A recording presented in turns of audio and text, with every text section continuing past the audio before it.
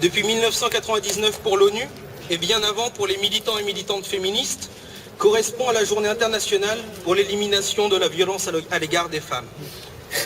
Avec le Front de gauche du Loiret, nous avons décidé d'être à l'initiative, de marquer cette journée en invitant à se rassembler toutes celles et ceux qui ont à cœur l'égalité entre femmes et les hommes, la lutte contre les inégalités et les violences, qu'elles soient physiques ou sociales. Il est inadmissible qu'aujourd'hui encore, dans notre société, le nombre de femmes victimes de violences ne diminue pas.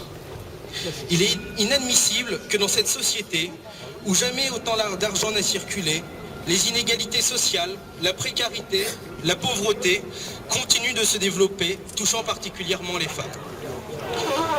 Ce soir, nous avons décidé de donner la parole à des militants engagés pour l'égalité au travers de leur engagement politique, associatif ou syndical.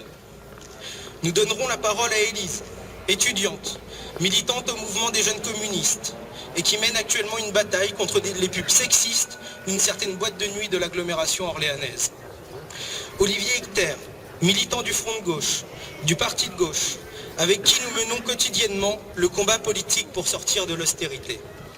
Austérité qui pousse à casser les services publics, qui casse nos retraites, qui gèle les APL, qui augmente la TVA, qui précarise toujours plus l'emploi avec les conséquences suivantes pour les femmes. 55% de pauvres en France sont des femmes, 70% des travailleurs pauvres et 57% des bénéficiaires du RSA sont des femmes. Il y a urgence à changer de cap.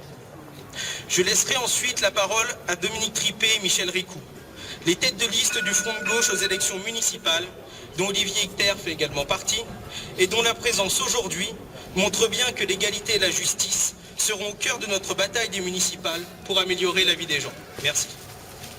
Oh.